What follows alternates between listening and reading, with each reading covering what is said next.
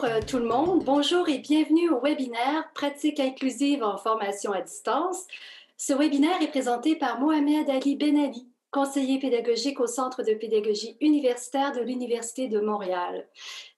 Merci, bonjour Mohamed.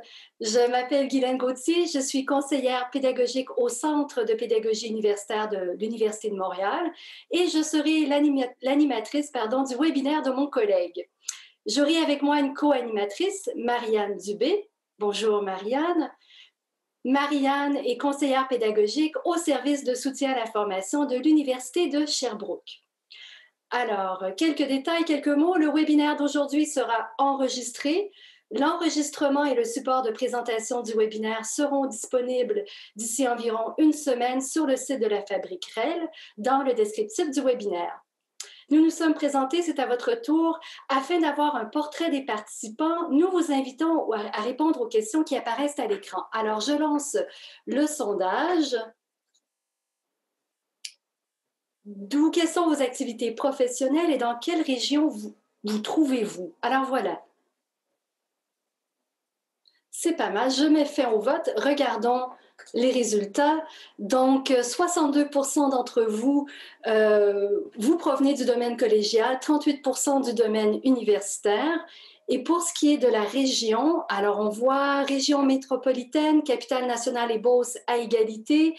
C'est pas une compétition, bien évidemment, mais Estrie, Outaouais, écoutez, on a une belle répartition un peu partout à travers le Québec. Bienvenue à tout le monde, même la Côte-Nord, mon patelin d'origine. Bienvenue. Donc, voilà, j'arrête le partage et je poursuis. Très bien. Avant de passer le micro au conférencier, je vais prendre quelques moments, quelques minutes tout au plus pour présenter le fonctionnement du webinaire et dire quelques mots au sujet de la Fabrique REL. Donc, le fonctionnement du webinaire. Nous sommes présentement dans la plateforme webinaire de Zoom. C'est une plateforme particulière. Comme participant, vous n'avez pas accès au micro, à la caméra et au panneau des participants. Par contre, et on vous invite à le faire, vous avez accès au module questions-réponses pour poser des questions. Le bouton de ce module est situé en bas de la fenêtre à droite. Vous cliquez sur le bouton et le module apparaît. Marianne s'occupera de répondre à vos questions en privé et à la fin du webinaire, durant la période de questions-réponses, Marianne relaiera les questions au conférencier. Vous pouvez aussi utiliser le module questions-réponses pour poser des questions techniques aux techniciens qui est avec nous si vous éprouvez des problèmes durant le webinaire. Ensuite, j'ajouterais que pour toute question spécifique à votre situation d'enseignement, nous vous recommandons de communiquer avec les équipes de soutien technique ou pédagogique de votre établissement. Comme participant, ce webinaire s'adresse à des participants, vous l'avez vu, du réseau collégial et universitaire. Vous comprendrez qu'il nous est difficile, voire impossible, d'offrir des réponses adaptées à chaque contexte. Maintenant, quelques mots sur la Fabrique REL. Donc, la Fabrique REL est un projet porté par 3 établissements universitaires présentement, l'Université de Montréal, l'Université de Sherbrooke et l'Université Laval. Plus spécifiquement, ce projet est porté par les unités en soutien à la pédagogie universitaire et les services des bibliothèques de ces 3 établissements. Éventuellement, d'autres universités et des cégeps pourraient rejoindre la Fabrique REL. Afin de contribuer, disons-le, à l'un de ces grands buts, faire des ressources éducatives libres, donc des REL, les supports pédagogiques privilégiés en enseignement supérieur au Québec. Le ministère de l'Enseignement supérieur du Québec et le plan d'action numérique en éducation et en enseignement supérieur ont mandaté la Fabrique REL pour tenir cet automne une série de webinaires sur l'enseignement-apprentissage à distance. Et c'est donc dans ce contexte que s'inscrit le webinaire d'aujourd'hui. Donc voilà, je vais passer dans quelques secondes le micro au conférencier Mohamed Ali Benali. Je vous rappelle que ce webinaire est enregistré, que le support de présentation sera disponible également sur le site de la Fabrique. Et nous vous invitons en fait à poser vos questions dans le module questions et réponses. À toi, Mohamed. Merci beaucoup, Guylaine. Bonjour à toutes et à tous. Je vais de ce pas commencer mon partage. Et donc, je dispose à peu près... Donc, mon défi aujourd'hui, c'est de vous parler De pratique inclusive en formation à distance, on a à peu près 30 minutes ou moins. Voilà, donc on commence tout de suite. Donc voilà ce que je vous propose de voir aujourd'hui. On va essayer de passer assez rapidement sur les effets de la formation à distance sur l'enseignement et l'apprentissage. On verra très rapidement aussi qu'est-ce que la conception universelle de l'apprentissage. Vous aviez accès à une courte capsule qui fait à peu près 3 minutes, qui introduit très bien l'origine et qu'est-ce que la conception universelle de l'apprentissage. On va en parler très très rapidement maintenant pour entrer vraiment dans le corps du sujet, le vif du sujet, à savoir la conception inclusive en formation à distance, comment on pourrait faire ça. Puisqu'on va vous présenter, c'est vraiment des recommandations, des bonnes pratiques qu'on a recueillies de recherches bibliographiques, de notre expertise, du travail qu'on a fait avec des enseignants, enseignantes. Et j'insiste encore, c'est vraiment des recommandations. Et vous allez certainement constater que vous faites déjà des choses qui sont nommées ici. Et donc, il y a 3 moments, j'ai organisé ça en 3 moments. L'étape de la conception, donc une conception proactive, l'étape de l'implantation, et après l'étape de la collecte de rétroaction, moi je préfère parler d'affinage plutôt que de correction, et de réimplantation par la suite. Donc, au niveau des effets de la formation à distance sur la dynamique des groupes, sur la dynamique de l'enseignement d'une façon générale, on peut les cibler en 3 grandes catégories. D'abord, au niveau des interactions. Puisque le fait de communiquer par écran interposé, c'est un acte qui n'est pas, je dirais presque, qui n'est pas naturel pour nous qui sommes habitués au présentiel. Et comme preuve, je peux vous dire qu'actuellement, mes battements du cœur sont autour de 105. Ce n'est pas le premier webinaire, ce n'est pas la première conférence que je donne, mais je me complais à nous comparer aux grands artistes tels qu'Aznavour, qui même après une carrière aussi brillante, avait toujours le trac en montant sur scène. Donc ce trac est toujours là, puisque l'acte de communiquer, c'est différent. C'est différent pour vous, enseignants, c'est différent pour vos étudiants aussi. La communication non verbale est très réduite, pour ne pas dire absente. Si vous n'avez pas de caméra, comme c'est mon cas actuellement, je me vois et je vois le PowerPoint, je n'ai pas de retour sur votre compréhension, sur ce que vous pensez de ma prestation. Donc un enseignant ne peut pas savoir forcément, comme il l'aurait fait en classe, si les étudiants comprennent ou s'ils ont des zones d'ombre dans leur compréhension. Il y a moins de contacts privilégiés, donc moins de face-à-face avec vos étudiants. Ça, c'est réducteur pour vous dans votre pratique, mais pour vos étudiants, vos apprenants aussi, c'est que dans la classe, l'étudiant qui peut-être était gêné de prendre la parole devant tous ses camarades, profiter de la fin de la séance pour aller poser la question à son enseignante, son enseignant, maintenant il n'a plus cette possibilité-là, ou en tout cas, il ne l'a plus de façon aussi facile. Et puis, on peut avoir donc l'émergence d'un sentiment d'isolement. On pourrait même parler de syndrome de l'orphelin chez l'étudiant qui peut se sentir laissé à son compte, délaissé.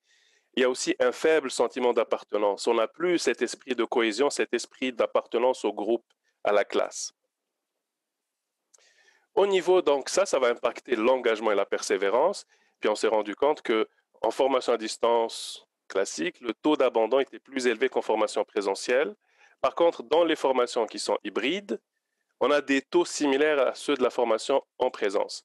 Et pourquoi? Quelle est la raison? En fait, c'est que ces formations hybrides, elles mettent l'accent sur des stratégies qui vont faire appel à l'engagement de l'étudiant, vont le favoriser, elles vont l'encourager et elles vont mettre l'étudiant vraiment au centre des stratégies en l'impliquant, en le rendant interactif, en le faisant interagir non seulement avec le matériel, mais avec ses camarades, avec les autres étudiants.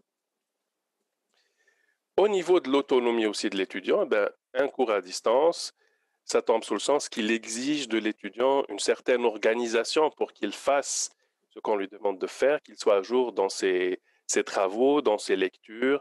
Donc, il faut qu'il soit autonome, il faut qu'il soit organisé. Autonome pour faire son travail, pour faire ses tâches, mais autonome aussi pour pouvoir aller chercher les ressources, l'aide dont il aurait besoin. Et c'est pour ça qu'il est très important, peut-être là on brûle un peu les étapes, mais c'est important de le dire ici. C'est important de fournir à vos étudiants des objectifs qui soient clairs, qui soient mesurables, qui soit réaliste et défini dans le temps, et aussi de leur offrir des outils d'encadrement et pour les aider à s'organiser.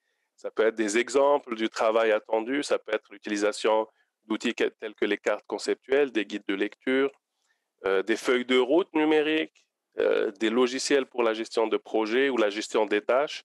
Projet, peut-être c'est un trop grand mot. Pour la collaboration aussi. Voilà, on passe tout de suite au niveau de la conception universelle de l'apprentissage. Et très rapidement, c'est originaire de l'architecture et ça vient du design universel en architecture. Et ce design universel, son objectif, c'est d'avoir un environnement qui soit accessible pour tout le monde. Et la première chose à laquelle on peut penser, c'est les portes automatiques ou les rampes d'accès. À l'origine, c'est fait pour des personnes en situation de handicap. Mais une personne qui est normalement n'a pas de handicap physique, eh bien, si elle se brise une jambe, elle utilise des béquilles et elle est contente d'avoir ces dispositifs-là. Un livreur qui transporte des cartons sur un chariot, eh bien, il est content d'avoir cet outil-là, ce dispositif-là. Et on a transposé ça en apprentissage pour offrir des rampes cognitives. Très rapidement toujours, la CUA repose sur 3 principes. D'abord, offrir plusieurs moyens de représentation. Donc, on va permettre à l'étudiant d'accéder au quoi de l'apprentissage à travers plusieurs chemins. Comment il va manipuler le matériel d'apprentissage, comment il va créer son propre sens pour vraiment aller toucher au contenu de l'apprentissage. Ensuite, on va lui donner aussi plusieurs possibilités pour rendre compte de son cheminement dans l'apprentissage. Et enfin, on va lui offrir aussi plusieurs possibilités pour qu'il s'engage. On va toucher au pourquoi de l'apprentissage. Pourquoi est-ce que l'étudiant devrait faire ce qu'on lui demande de faire? Quelle serait la raison valable pour qu'il fasse ça? Voilà, donc comme j'ai dit très rapidement, et on va rentrer dans le vif du sujet maintenant. Et avant d'aller plus en détail, d'abord, j'aimerais qu'on s'entende sur le terme inclusion. Qu'est-ce qu'on entend par le terme inclusion? En conception universelle de l'apprentissage, moi je préfère même parler de pédagogie pour l'inclusion et la réussite. Je trouve que ça parle plus aux enseignants, ça fait plus de sens. Inclure va au-delà du handicap tel qu'on le conçoit d'habitude, handicap physique ou mental, vraiment. Inclure rime à réduire toutes les barrières à l'apprentissage. On passe d'un paradigme dans lequel l'individu est porteur, source du handicap, vers un autre paradigme où c'est l'environnement qui est source du handicap. Et comme barrière à l'apprentissage, une barrière à l'apprentissage, c'est toute situation dans laquelle l'étudiant est bloqué dans sa progression. Ça peut être variable selon les étudiants, les sujets, l'âge de l'étudiant, la période, le contexte. Un exemple que j'évoque souvent, c'est je ne parle pas espagnol, je suis dans un cours d'espagnol, j'ai la même barrière, donc je n'arrive pas, par exemple, à décoder un texte ou à décoder une discussion qu'une personne malentendante aurait. Donc, on n'est plus dans le handicap physique, c'est pas la personne qui est sourde ou malentendante, c'est pas elle le problème, si on peut caricaturer un petit peu, c'est plus le contexte qui est un problème. Un autre exemple, c'est que si on n'a pas les connaissances de base requises, c'est une barrière. Si on ne possède pas le vocabulaire nécessaire, le vocabulaire spécialisé, c'est une barrière aussi. Et donc, on organise ça comme vous le faites d'habitude pour planifier un cours. Il y a le moment avant, donc une conception proactive. On va essayer d'être proactif, d'anticiper les éventuelles difficultés, les éventuels écueils. Pendant, donc le moment d'implanter et puis de faire des ajustements sur le pouce. Et après, pour aller collecter de la rétroaction de la part des étudiants, de la part de nous-mêmes, de la part de collègues éventuellement, d'autres professionnels qui interviennent avec nous, pour faire des ajustements en vue d'une version 2.0 de notre cours. Et au niveau de la conception proactive, justement, je garde un œil sur le temps pour avancer vite, pour respecter les délais. Donc, au niveau de l'anticipation des barrières à l'apprentissage, la première chose, c'est d'identifier votre objectif du cours, donc d'y réfléchir. L'objectif du cours en général, de la séance ou de la séquence, est de voir, en fait, de considérer, de penser à ce que doivent faire, apprendre ou prendre en considération justement vos étudiants. Et faire attention, si vous avez trop d'objectifs, vous ne pourrez pas identifier toutes les barrières ou les identifier de façon très fine pour pouvoir agir efficacement par la suite. Donc, au niveau de ces objectifs, c'est important de réfléchir aux options que vous allez offrir à vos étudiants. Ici, on utilise le terme étudiant, mais on peut aussi le remplacer par élève, si vous voulez. Je l'utilise ici dans le sens de apprenant. Donc, l'étudiant pour atteindre cet objectif. Donc, et puis voir où est-ce qu'il pourrait y avoir une barrière, un blocage. Exemple, si vous leur demandez de remettre un travail, eh bien, si vous ne donnez pas de modèle pour des étudiants qui sont en début de cycle, bien, il se peut que ça bloque. Si vous demandez un travail collaboratif et vous ne donnez pas de modèle d'écriture, d'outils d'écriture collaborative ou pas de règles claires pour la collaboration, il se peut qu'il y ait un blocage, qu'il y ait même des tensions dans le groupe. Donc ensuite, au niveau des ressources ou des stratégies que vous allez offrir à vos étudiants, donc quelles ressources, quelles stratégies, quelles solutions vous pourriez leur mettre à leur disposition pour dépasser la barrière que vous avez identifiée, comme on l'a dit, donc offrir le modèle de travail, du type du travail attendu, une grille de lecture, une feuille de route numérique, un outil de travail collaboratif. Donc réfléchir à ces ressources-là. Et ensuite, quelle est la façon pour rendre ces ressources, ces stratégies, cette trousse à outils accessible tout de suite dès le début de la séance ou du cours. Donc, bien sûr, la déposer. Si vous utilisez un environnement d'apprentissage comme Moodle, déposez ces ressources. Et c'est important aussi d'avertir les étudiants, de les prévenir que vous avez déposé ces ressources et pourquoi vous le faites, à quoi vont servir ces ressources. Donc, ça peut être un petit texte écrit, ça peut être une petite vidéo enregistrée sur le pouce. On n'a pas besoin d'avoir une mise en scène de Hollywood. Et l'aspect naturel, ça va aussi jouer sur l'engagement des étudiants, ça va leur créer un lien, même si c'est à distance, ça va créer un lien avec vos étudiants. Maintenant, au niveau de l'accessibilité de l'enseignement, on est toujours dans la conception proactive et l'avantage de la CEA, c'est que elle est parfois critiquée en disant ça fait plus de travail. Non, ça ne fait pas plus de travail. La somme de travail est allouée de façon différente. Vous faites plus de travail de préparation en amont, alors que avant, peut-être vous avez plus à faire des accommodements au cas par cas, à la carte, à la pièce. Maintenant, en anticipant plus, certes, ça ne va pas enlever toutes les possibilités d'accommodement, toutes les demandes, et puis il y a aussi la question des accommodements légaux qu'on se doit de satisfaire, mais ça va vous réduire, ça va vous libérer pour faire de l'encadrement, pour vraiment travailler avec les étudiants, plutôt que d'être dans la mécanique de répondre, de clarifier les demandes qui pourraient être clarifiées dès le départ. Donc, pour garantir l'accessibilité de l'enseignement, donc réfléchissez à votre dispositif.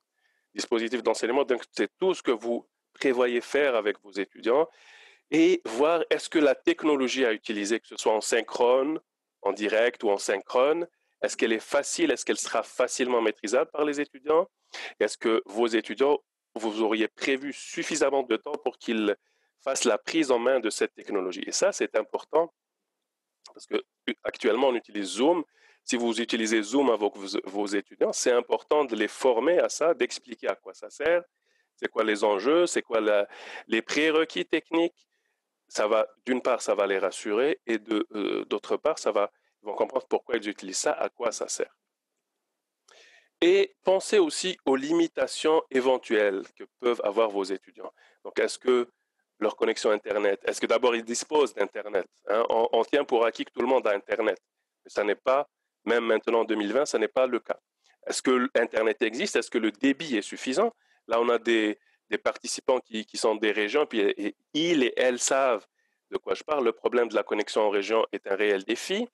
Est-ce qu'ils auront accès, si vous utilisez des logiciels, est-ce qu'il pourra y avoir accès sans difficulté? Est-ce qu'il n'y a pas un VPN qu'il faut utiliser? Est-ce qu'il y a un problème de licence qui limite l'utilisation? Bref, toutes ces considérations-là. Et puis pour l'étudiant aussi, est-ce qu'il dispose du matériel nécessaire? Est-ce que vos étudiants ont un ordinateur? Est-ce que cet ordinateur est assez puissant pour faire ce que vous prévoyez faire? Est-ce qu'il dispose d'une webcam, d'un microphone? Sinon, non pas, quelles seraient les alternatives? Est-ce qu'une salle aménagée avec toutes les précautions, puisqu'on est en pandémie maintenant, ferait l'affaire? Qu'est-ce que l'institution propose comme alternative? Et aussi, est-ce qu'il doit faire appel à une aide externe pour se brancher? Si c'est le cas, quelle serait la modalité, de combien d'aides, quel serait le personnel à allouer à cette aide. Bref, toutes ces considérations doivent être prises en compte avant.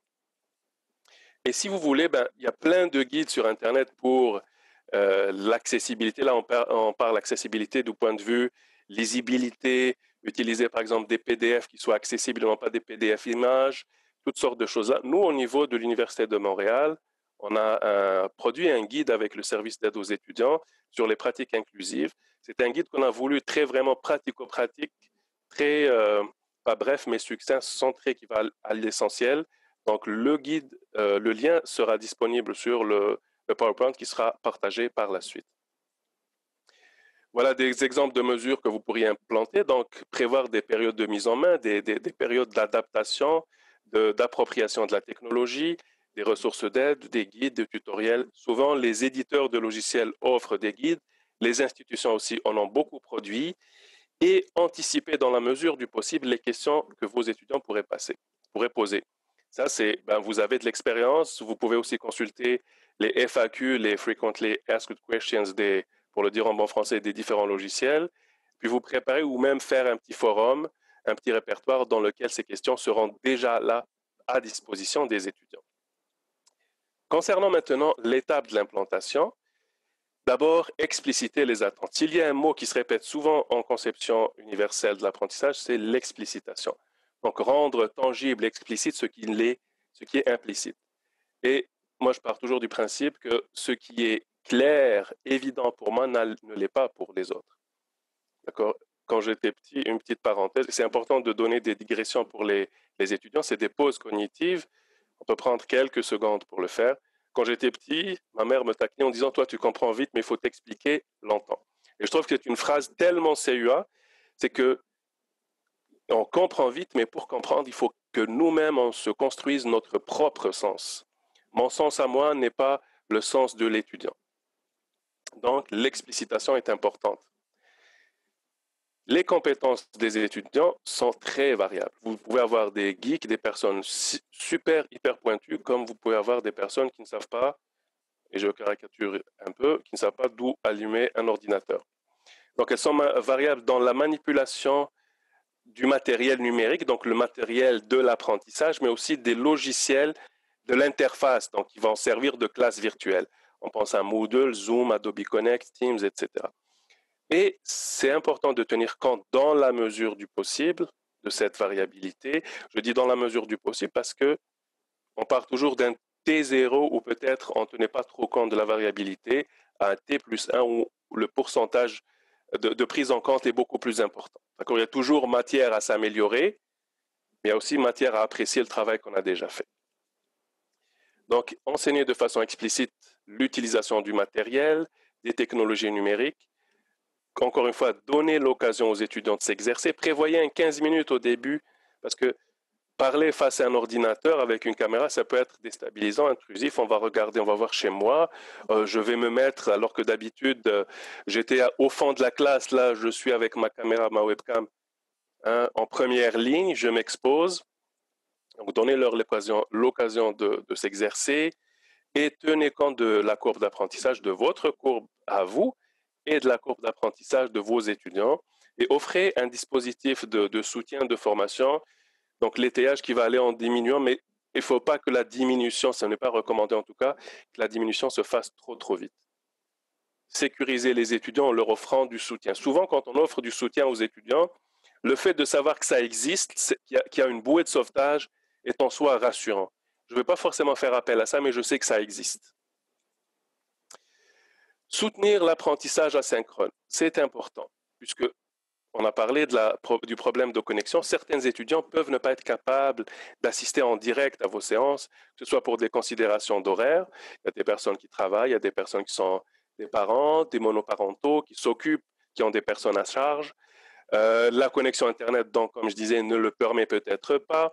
Ils ont des difficultés pour X raisons à se connecter, à se concentrer, pardon.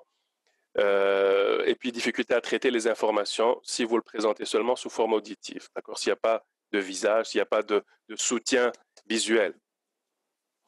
Et là, je fais encore un parallèle. On est à distance, on utilise Zoom. Déjà, la gestuelle, je ne devrais pas parce que pour vous, peut-être c'est déstabilisant de voir des mains qui dansent devant votre écran.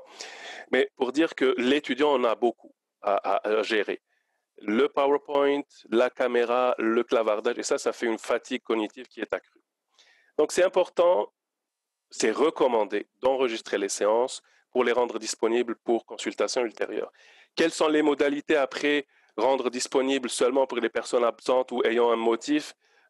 Je n'irai pas jusque-là, je ne prétends pas trancher là-dessus, ça c'est vraiment à vous de décider. Ce qu'on recommande par contre, c'est que vraiment pour l'apprentissage, pour le soutien à la réussite des étudiants, c'est important de rendre disponible pour consultation ultérieure.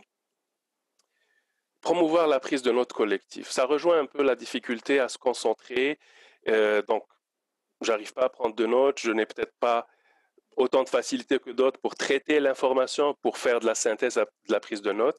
Ben, si on propose aux étudiants, que ce soit toute la classe ou peut-être par petits groupes, de dire, les étudiants sont quand même assez réceptifs, je ne devrais pas dire quand même, sont assez réceptifs aux situations, aux défis de leurs proches, de leurs camarades.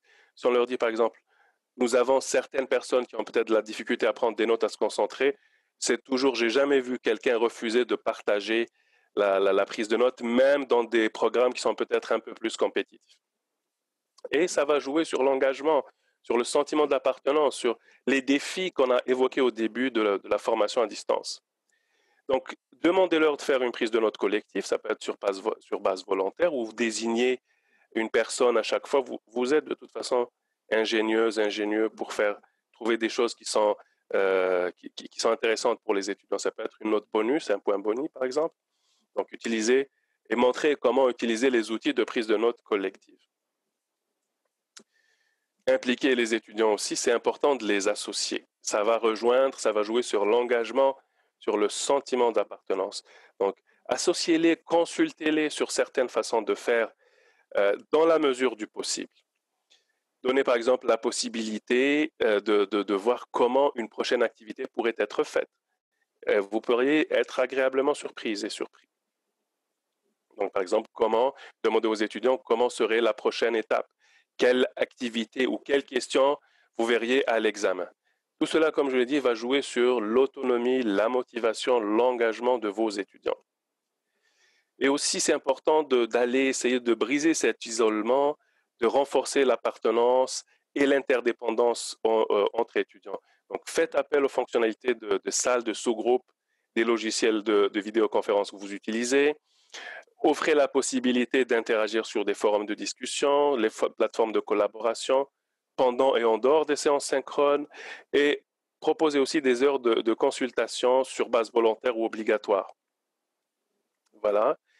Maintenant, on arrive à la fin. Donc, évaluer, affiner et réimplanter. Je dirais simplement que c'est important pour affiner. Je parle d'affinage parce que, comme vous le savez certainement, un cours arrive à maturité au bout de 3 années à peu près. Et je trouve que vous faites un métier qui est beau, qui est noble, comme les affineurs de fromage ou de vin. Choisissez le mets que vous préférez. C'est que vraiment, c'est un travail d'orfèvre. Vous allez à chaque fois implanter quelque chose. Une fois, ça va marcher. L'autre, ça va moins marcher. Vous allez chercher la rétroaction pour savoir pourquoi ça a marché ou ça n'a pas marché, pour ensuite adapter, modifier vos stratégies, votre cours par la suite. Donc, vous pouvez avoir des rétroactions directes de la part des étudiants, un sondage anonyme, une enquête, un journal, qu'ils donnent des rétroactions, c'est vraiment à vous de voir. Demandez de la rétroaction à vos collègues, aux conseillers pédagogiques, technopédagogiques, et vous pouvez aussi avoir des rétroactions indirectes. Donc, voyez les questions, par exemple, là où les points d'achoppement, quelles sont les questions qui reviennent le plus? Observez le comportement des étudiants quand vous implantez quelque chose. En conclusion, oui. Oh, pardon, Mohamed, je ne voulais pas t'interrompre. Exactement, je te laisse conclure. On se donne 2 ou 3 minutes encore? Oui. C'est bon pour toi? Merci. Excellent. Je dirais simplement que la CUA, c'est vraiment un cadre de référence qui permet de tenir compte de la diversité des étudiants. Elle peut être une alliée précieuse pour vous en formation à distance parce qu'elle va nous encourager, elle va vous encourager à prendre conscience des bonnes pratiques, quoique je suis certain que vous le faites déjà, vous en êtes déjà conscient et consciente, c'est pour ça que vous êtes là. Donc les bonnes pratiques existantes et que vous faites déjà et en adopter de nouvelles pour toujours donc, favoriser la réussite de tous les étudiants, parce que la réussite de nos étudiants est quelque part notre réussite à nous. Et je terminerai par cette citation d'un philosophe et poète mauricien que je trouve très belle et très à propos. Il nous dit, Malcolm de Chazal, que la meilleure façon d'être écouté est de faire de chaque être un auditoire au complet et de l'auditoire entier un être unique. Merci de votre attention. Donc, à la fin du PowerPoint, vous aurez un petit bonus qui résume un peu comment implanter la CUA en cette étape. Vous l'aurez après dans le PowerPoint. Merci beaucoup. J'arrête le partage et je te cède la parole, Guylaine. Très bien. Donc, merci Mohamed. Je vais laisser la parole à Marianne. Nous sommes rendus à la période de questions-réponses. Je rappelle que pour celles et ceux qui n'ont posé aucune question encore, il est temps de le faire. Donc, voilà. Et les questions spécifiques, eh bien, communiquez plutôt avec les équipes de soutien technique pédagogique de votre établissement. Voilà, Marianne. Je te laisse la parole. Parfait, merci beaucoup. Alors, pour le moment, on n'a pas encore de questions qui sont arrivées, donc on vous invite vraiment à profiter de la présence de notre conférencier d'aujourd'hui si vous voulez valider certaines de vos pratiques. C'est un bon moment ou utiliser le module questions-réponses au bas de l'écran. J'en profite aussi pour souligner là, cette présentation très pertinente. Il y avait une belle douceur aussi, le fait de centrer l'enseignement, centrer les étudiants vraiment au centre de la pratique enseignante. C'est toujours très intéressant d'aller ailleurs que de la technique ces temps-ci, puisqu'on parle beaucoup de formation à distance. Alors, Mohamed, nous avons une question qui vient de rentrer. Comme le rythme est rapide, j'ai oublié les termes de CUA. Alors, est-ce que vous pourriez nous rafraîchir un peu, s'il vous plaît? Conception universelle de l'apprentissage. Et comme j'ai dit, je préfère parler, moi, de pédagogie pour l'inclusion et la réussite. Ça parle plus que conception universelle. Oui, c'est le terme technique, mais moi, j'en suis pas très content. Parfait, merci. Alors, il y a d'autres questions qui sont arrivées. Alors, dites-nous, que pensez-vous au niveau de votre opinion, que pensez-vous de la pratique de certains enseignants d'enregistrer 2 ou 3 heures de capsules vidéo et de réserver le cours en synchrone pour poser des questions? C'est une bonne question, mais c'est quelque part faire de la classe inversée. C'est une bonne façon de faire, à condition de ne pas donner les 3 heures d'une shot. C'est couper ça en petits morceaux. De toute façon, vous structurez votre présentation, votre contenu par thématique ou par mini-sujet. Faites des morceaux, puis insérez des quiz, des activités un petit peu pour donner aux étudiants l'occasion de souffler, de retenir ce qu'ils viennent de voir pour réenchaîner par la suite. Voilà. Merci. Alors, côté pratico-pratique, un instant, ici, ça a bougé.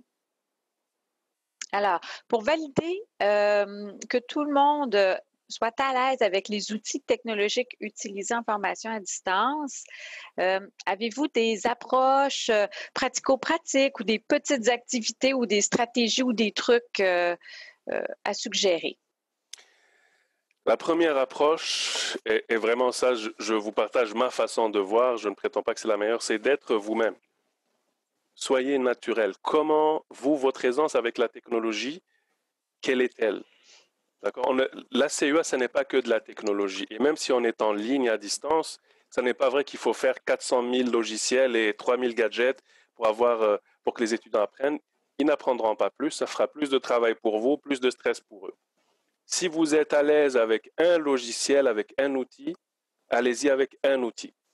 L'important, c'est d'être explicite avec les étudiants, de les rassurer. C'est vraiment le nerf de la guerre, c'est de rassurer. Le niveau de stress de tout le monde maintenant est au plafond. Donc, rassurer, comment on rassure, je l'ai dit tout à l'heure, offrir des ressources d'aide. Ça peut être juste une vidéo par semaine, tourner une petite capsule par semaine, ou en tout cas par semaine. Moi, je le ferai par semaine, c'est à vous de voir après, pour rappeler aux étudiants, bonjour, ça va bien, je suis avec vous. S'il y a un problème, n'hésitez pas. Il y a tel guide, telle ressource, telle vidéo qui explique. Et je suis là. Et vos collègues sont là aussi. Le fait d'envoyer ce message, croyez-moi, le niveau de stress va descendre de beaucoup. Je ne sais pas si ça répond à la question. On invite la personne à revenir dans question-réponse si cette personne-là souhaite des précisions. Alors, les questions et commentaires rentrent. C'est un sujet vraiment d'intérêt. C'est vraiment agréable à regarder. Donc, je vais faire de mon mieux pour couvrir. Je pense qu'on a encore quelques minutes. Guylaine, n'hésite surtout pas à m'interrompre. Nous avons encore quelques minutes, je confirme. On peut prendre encore un bon 5-6 minutes pour répondre aux questions. Parfait. Merci beaucoup. Puis d'ailleurs, je vais essayer de tenir mes mains. J'ai beaucoup aimé, Mohamed, quand tu dis de voir des mains gesticuler, donc je vais essayer de les placer ailleurs. Moi, je suis méditerranéen, donc attachez-moi les mains, je deviens muet. Alors ici, une question. Un cours est offert en mode hybride, donc en classe pour les gens géographiquement près du cégep, en ligne uniquement pour les gens d'autres régions. Donc, je pense ici, certains établissements vont parler plus de comodal ou bimodal, de ce que je comprends. En ligne uniquement pour les gens d'autres régions. Donc, certains étudiants en classe requièrent d'être aussi en ligne. On leur refuse donc d'avoir cette double posture. Votre avis sur cette situation-là? OK. Avant de décider d'accorder ou pas, se poser la question, pourquoi cette demande-là? Est-ce que, et puis là, si on parle du bimodal, du comodal, si on ne fait pas attention, puis c'est un grand défi de garder l'équilibre entre les gens qui sont en classe et ceux qui sont à distance. Et parfois, justement, pour ne pas avoir des orphelins à distance, on a tendance peut-être à les mettre plus de l'avant, à faire plus attention à eux, ce qui fait que les gens qui sont sur place, ils ont le sentiment d'être moins écoutés. Si c'est le cas, il faut rétablir et puis voir aussi, si je donne accès à distance, un accès à distance à mes étudiants qui sont en classe, donc ils se connectent par exemple par Zoom pendant qu'ils sont en classe, en quoi ça pourrait déranger? Si ça me dérange vraiment, je dirais non, mais si ça ne me dérange pas, je dirais oui, parce qu'aujourd'hui, ils sont en classe, mais il se peut qu'à un moment donné, ils vont être à distance. Le tout, c'est d'organiser ça. Voilà. Parfait. Merci Mohamed. J'ai envie de faire un petit tour ici avec une question portant un peu sur l'évaluation et la CUA. C'est souvent le nerf de la guerre, l'évaluation. Alors, y a-t-il des risques en termes plutôt de rupture d'égalité ou d'inéquité, de privilégier la CUA, notamment au niveau des évaluations? J'essaie de lire entre les lignes le risque de déséquilibre ou de rupture. Est-ce qu'on pense à la question de modifier les critères d'évaluation? Si c'est ça, en enseignement supérieur, on ne fait pas de modification. Donc, on ne va pas toucher aux critères d'évaluation. On va offrir plusieurs des chemins différents. Je donne un exemple qui est classique. Mon étudiant me dit qu'il ne peut pas prendre la parole face à un auditoire, même si c'est à distance. J'ai un étudiant qui dit, monsieur, j'arrive pas, je ne peux pas parler devant les autres. Si le fait de prendre la parole devant un auditoire est évalué, je n'accorde pas l'exemption. Si ce n'est pas évalué, je peux dire, OK, tu peux me faire une vidéo que je vais projeter par la suite. Mais, encore une fois, j'insiste, il n'y a pas de modification des critères. Donc, il n'y aurait pas de déséquilibre ou d'iniquité quelque part. En fait, c'est dans le choix de la modalité d'évaluation. Exactement. Ça va, ça vient. J'ai envie. Ici, il y a quelqu'un qui apporte un commentaire. Et non, une question, j'ai envie de le partager. Oui. Alors, j'ai déjà demandé des suggestions pour des évaluations et comme le mentionnait le conférencier, j'ai été agréablement surprise des propositions étudiantes. Pas de laxisme dans les idées. C'était vraiment pour affiner leurs besoins d'apprentissage et de ce sens avec les objectifs du cours. Donc, on voit que les étudiants avaient bien compris l'alignement pédagogique. C'était avant COVID, mais c'est transposable en virtuel. Tout à fait. Moi, je suis content de ce commentaire-là. Les étudiants, oui, il y en a qui viennent pour niaiser, disons le mot, mais la majorité, là, ils prennent au sérieux leur métier d'étudiant. Puis, vous leur faites confiance en leur donnant le sceptre du cours, là, quelque part, en leur donnant le le pouvoir de décider de leur sort quelque part. Généralement, ils prennent ça très au sérieux, oui. Guylaine, est-ce qu'on a le temps pour une petite dernière question? Oui, on a le temps pour une petite dernière. Allons-y. Parfait. J'hésite entre deux. On va voir selon la longueur de la réponse, fait qu'on va pouvoir faire les deux. Alors, avez-vous des ressources, des trucs à fournir aux étudiants pour les aider à s'organiser en formation à distance? Par exemple, comment naviguer au travers les différentes plateformes, gérer sa messagerie, trouver des liens de connexion, mettre de l'ordre dans leurs tâches, etc. Oui, à l'université, au CPU, on a des choses, et c'est pas vraiment pas pour faire la publicité, mais je parle de ce que je connais. Au niveau des services d'aide aux étudiants aussi, il y a des choses, il y a des guides pour les étudiants. Je ne sais pas si ce serait pertinent après de partager ou de pointer vers ces sites-là ou vers d'autres sites, mais oui, il y a des ressources. Oui. Parfait. On y va avec une dernière. Et là, on est plus dans... Oh, mon Dieu. Je vais y aller avec celle-ci. Je pense que c'est la fois où est-ce qu'on a vraiment un moment de questions-réponses aussi riche là, qui soulève beaucoup les questions. Mais j'y vais avec celle-ci. Donc, pour les cours de format séminaire en petits groupes où les discussions entre les étudiants sont au cœur de la méthode d'apprentissage, est-il acceptable de ne pas enregistrer les cours, mais plutôt d'encourager la présence des étudiants? Est-ce considéré comme une pratique non inclusive? Et là, j'aurais envie aussi de peut-être apporter en situation aussi de formation à distance. Alors, je pense qu'on peut le traiter dans les deux aspects-là, formation à distance ou en présentiel. Donc, je reformule pour ma propre compréhension. Séminaire, ne pas enregistrer, est-ce que ça n'est pas inclusif? Donc, est-ce que c'est obligé d'enregistrer? Je pense que c'est pour encourager la présence des étudiants.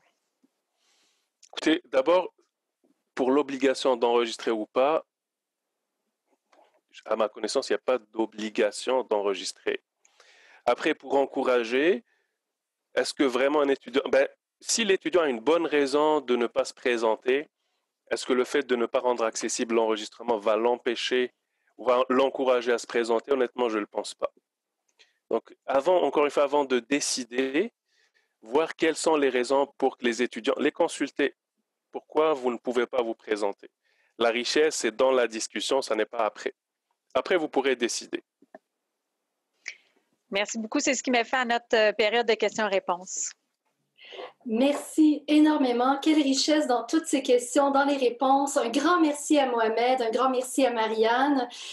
Pour clore ce webinaire, je vais vous inviter à répondre à un sondage. Alors, je vais chercher le sondage. Donc, jusqu'à quel point le contenu de la présentation vous a incité à revisiter, bonifier ou ajuster vos pratiques? Écoutez, on voit les chiffres entrer. Je vous laisse encore quelques secondes et je vais conclure par la suite. Donc, parfait. Écoutez, c'est un merci pour votre participation. On voit qu'un fort taux, 70%, 18% voient des possibilités, vont appliquer les principes enseignés par Mohamed durant ce webinaire. C'est parfait. C'est vraiment de forts pourcentages.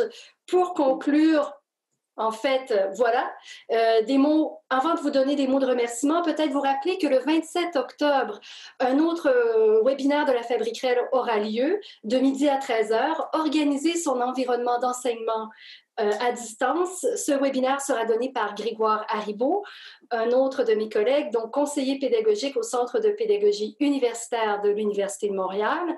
Il reste encore 7 autres webinaires au programme. Je vous invite à aller visiter le site de la Fabriquerelle pour les découvrir.